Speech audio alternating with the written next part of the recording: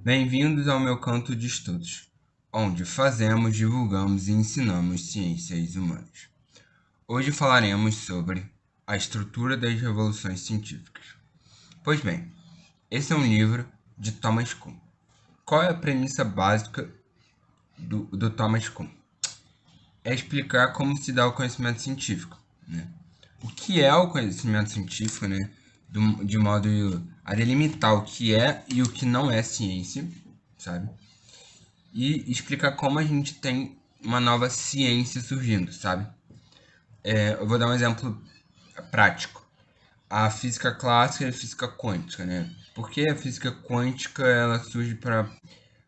começaremos falando sobre o autor. Ele era físico, né? O Thomas Kuhn era físico, não tendo estudado primariamente história ou filosofia da ciência. Ele fez um curso de física para não físicos, para não cientistas, desculpa, que ele teve um primeiro contato com a história da ciência e se interessou pelo tema. Ele começou a estudar de forma mais filosófica. E aí ele teve como algumas referências Alexandre Koyré, Emily Meyerson, entre outros. E alguns contrapor a física clássica. Como é que se dá esse processo? É isso que ele explica. Não só isso, né? Mas assim, por que a gente deixa de acreditar na Terra plana para acreditar que a Terra é redonda, né? Ah, porque é verdade? Não. Ele vai explicar que não é simplesmente por conta de se é verdade ou não. Então a gente vai fazer um breve comentário sobre o livro, que é psicólogos também. E ele foi para o Center for Advanced Studies in Behavioral Science, ou Centro para Estudos Avançados em Ciências de Comportamento. Psicologia no geral, né? Não só, mas um pouco mais das ciências sociais, em que ele teve contato com cientistas da área de humanos, e ele viu que havia um grande número, né, de desacordos entre os cientistas. Ele começou a perceber por que disso. Foi nesta oportunidade que surgiu a primeira grande dúvida: de que os praticantes das ciências naturais possuam respostas mais firmes ou mais pertinentes, né, mais permanentes que seus colegas das ciências sociais. Daí, ele vai traçar, né, uma ideia central na sua teoria, que é a ideia de paradigmas. Ele vai falar que a história não é apenas um repositório de anedotas ou cronologias. Não é um repositório de fatos. Se essa concepção fosse utilizada, poderia produzir uma formação decisiva na imagem de ciência. Okay? Porque ele diz que se a história ela é uma sequência de fatos, você tem a história como um todo, como um muro. Cada acontecimento é um novo tijolo, que não é o caso, né? As coisas são conectadas umas nas outras. Se tomarmos como definição de ciência a mera reunião de fatos, teorias ou métodos, os cientistas apenas contribuem com um ou outro elemento para esta constelação. Nessa linha de raciocínio, a história da ciência tem o papel de registrar o aumento do acúmulo desses conhecimentos e obstáculos enfrentados nesse processo. Ele vai basicamente dizer que se a história ela é um repositório de fatos, a história da ciência é um repositório de teorias que foram acrescentadas. Né? Teorias, teoremas, postulados, corolários e tudo mais. Que não é o caso, né? Ele diz que as perguntas de quando, quem, como, por que são importantes, né? Para a gente estudar a história da ciência. A gente deve analisar as correntes científicas ou não que influenciam na prática científica, né?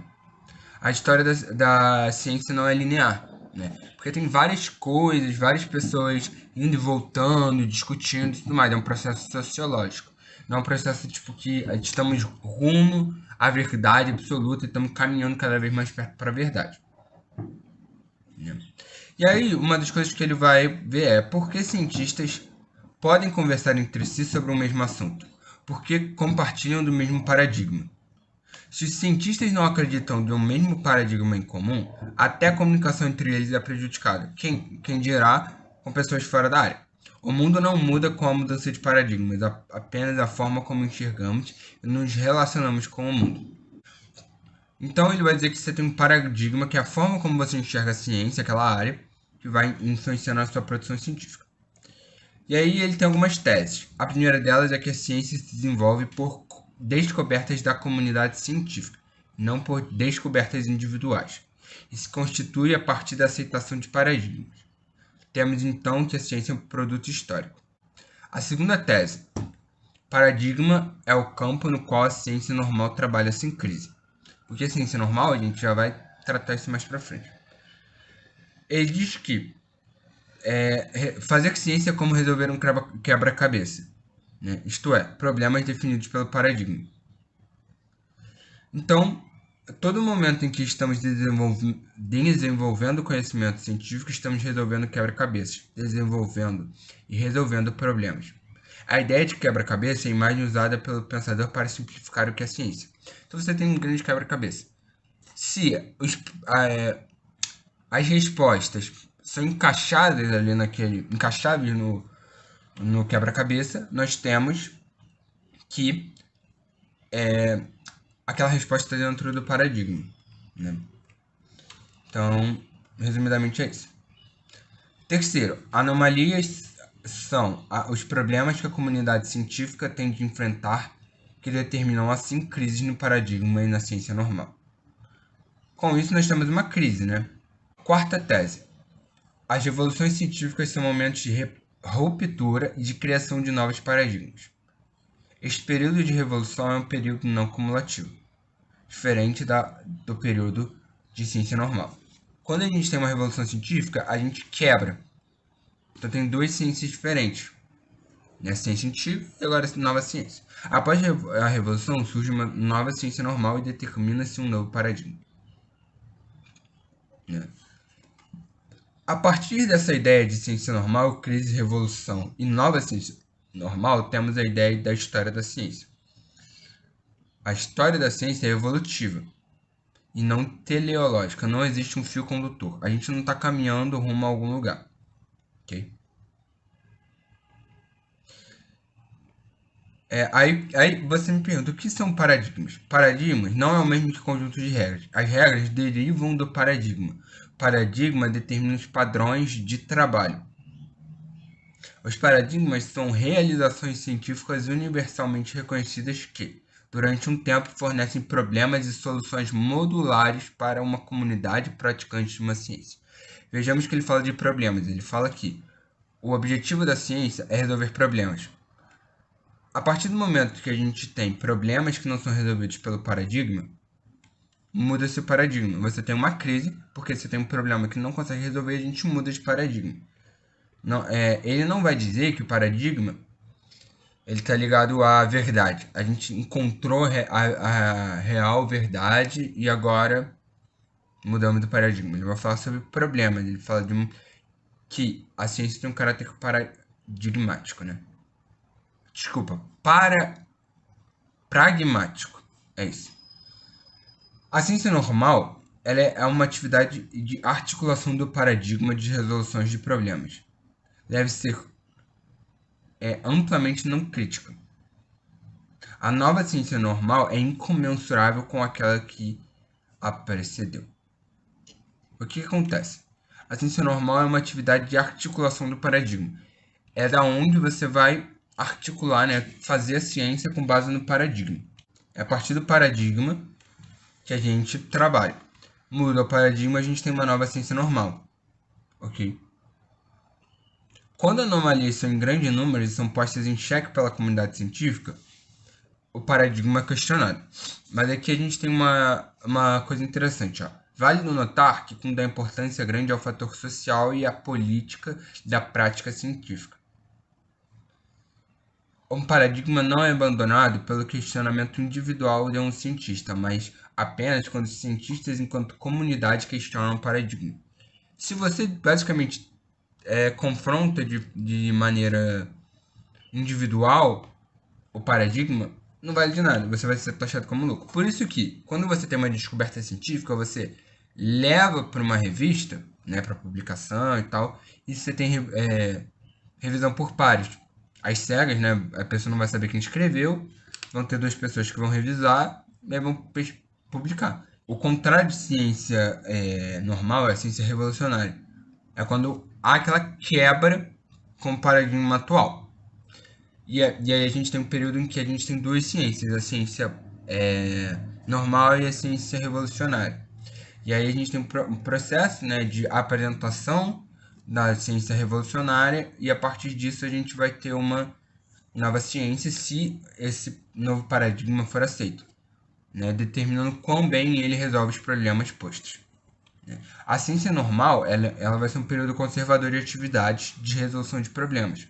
Então a gente assim é um período em que a gente tem como aceitável o paradigma vigente e a partir disso a gente vai resolver os problemas. A gente vê que a gente não está falando de verdade, de progresso, né? Porque muitas pessoas vão falar duas coisas, que a ciência ela busca a verdade das coisas, a verdade sobre o mundo, ou vai falar que ela busca um progresso, mas não necessariamente. A ciência por si só ela é neutra, né? Que assim, a ciência não tem lado. As pessoas têm lado. E assim, você tem que ter duas coisas. O que é progresso? Há diferentes concepções do que é progresso e do que, né, é verdade também, né? Então, ele não vai utilizar isso. Ele também não usa método. O método tanto faz. Por quê? Assim, principalmente agora, né? Tipo, desde a modernidade, a gente utiliza, né, um método científico que a gente tem hoje em dia, né? De formulação da hipótese, né? Tipo, de análise, formulação da hipótese, análise dos fatos, análise dos fatos, pesquisar, formular uma hipótese, empiricamente, testar empiricamente e chegar nas conclusões e tudo mais. Todo esse método, que eu não vou me aprofundar aqui, mas a gente tem isso, né? E só que às vezes a gente chega em coisas que esbarram no paradigma, então seria anticientífico, sabe?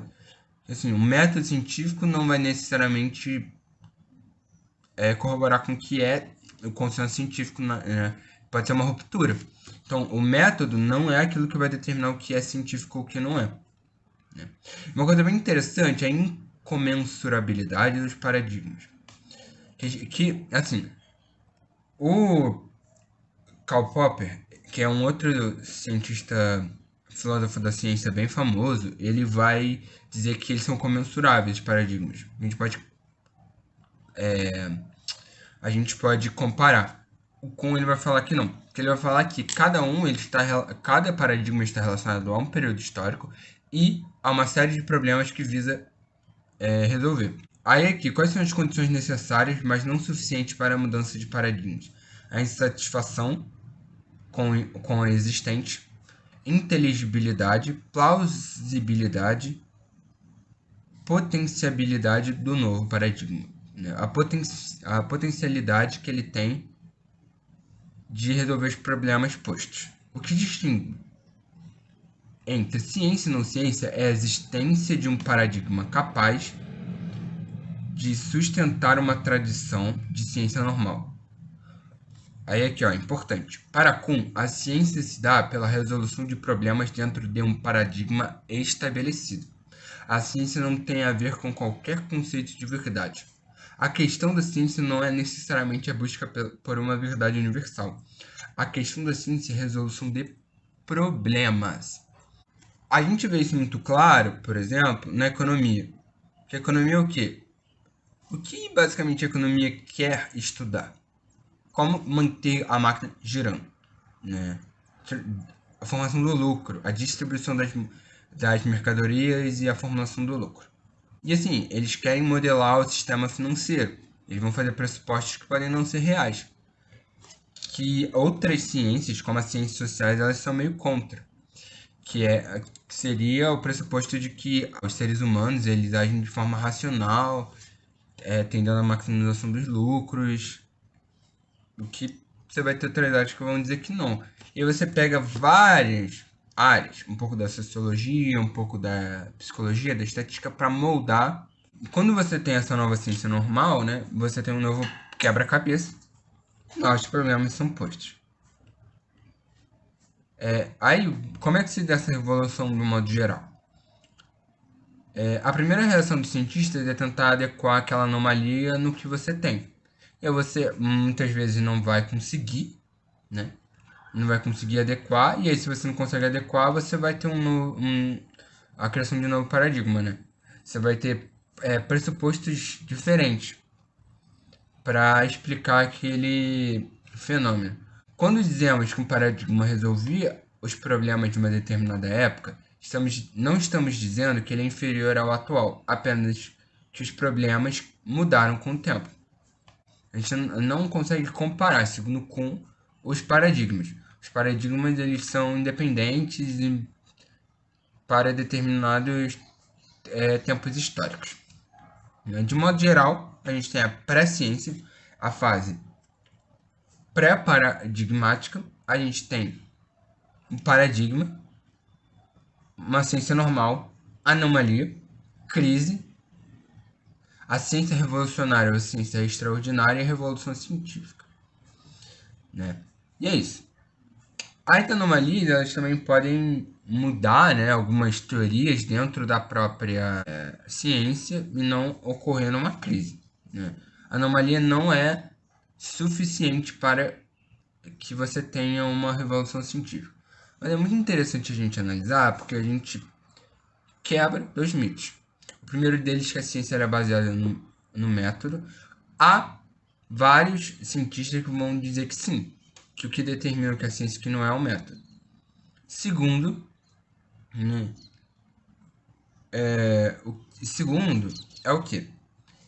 É que a ciência ela não busca a verdade, ela busca a resolução de problemas. Quando você for estudar física, assim que você vê, porque muitas coisas elas vêm para quê?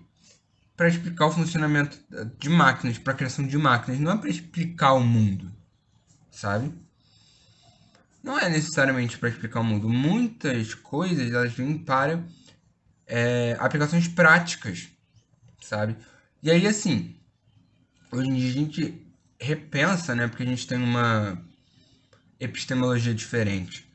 Mas, por exemplo, a antropologia mesmo não vem para explicar a realidade, por exemplo. É para dominação. A gente tem um problema, a gente quer dominar. Né? A gente quer dominar. Inclusive, por que os Estados Unidos tacou uma bomba em Hiroshima e Nagasaki? Antropologia. Mandaram pesquisadores antropólogos para estudar o Japão e falaram: olha, eles não vão por nada, não vão desistir por nada. Eles são leais à causa e se suicidam pela causa. Vamos tacar uma bomba ali, sabe? Então, você tem um problema, você utiliza a ciência para resolver esse problema. Não é necessariamente entender como funciona o mundo, sabe? Porque assim, você vê, por exemplo, hoje mesmo, o aumento, né, das pós-graduações profissionais, porque é a ciência a favor do mercado, de interesses do mercado. O mercado tem problemas para serem resolvidos e a ciência é utilizada para isso, sabe? E assim, né, a ciência virou mercadoria. E no capitalismo a gente tem, né, uma organização que a, a sociedade é uma sociedade de mercadoria, onde os produtos, né, a mediação entre os seres humanos é feita através da mercadoria, que são coisas, né, feitas para serem trocadas por dinheiro, por trabalho, por outras mercadorias que visam satisfazer necessidades. Tudo é mercantilizado. Vira mercadoria que visa resolver necessidades, satisfazer necessidades. Então a ciência não está fora disso, né? Porque assim, o que marca a modernidade é o início do capitalismo. Então a ciência não está fora disso. Fora de ser mercantilizada e de ter um viés de satisfação de necessidade, sabe? Então, como como diz, ele não é muito de história, né? Não vai falar de modernidade, não vai falar de capitalismo. A gente pode fazer esse paralelo com a sociedade capitalista que a gente vive e com o que o Kuhn está falando. E também essa questão de que é historicamente colocado ciência, sabe? E aí ele vai dizer, por exemplo, que o que as sociedades antigas tinham é ciência, tá ligado? Porque muita gente diz assim, isso não é verdadeiro, então não é ciência, tá ligado? Eu acho isso perigoso. Eu acho isso perigoso. Dizer assim, pô, o que o cara tava fazendo era pseudociência, porque o cara achava que a Terra era plana. Só que, assim, hoje em dia a gente acha que a Terra é redonda, bonitinho. E se daqui a uns 100 anos descobrirem que na verdade a Terra é oca dentro, e sei lá, tem uma forma de rosquinha? Mas isso é impossível. Quem garante? As pessoas tinham fé que a Terra era plana e a gente acha que não. A gente tem essa coisa. Então, assim, é muito cuidado de dizer que a ciência ela é definida pela busca pela verdade em um progresso linear. Por quê? Porque, assim, os paradigmas podem mudar e o que é hoje considerado consenso científico pode mudar. A gente tem que ter um olhar crítico sobre a produção de conhecimento. Então, é isso. Por hoje é só. Não esqueçam de comentar, curtir, compartilhar, se inscrever e por hoje é só.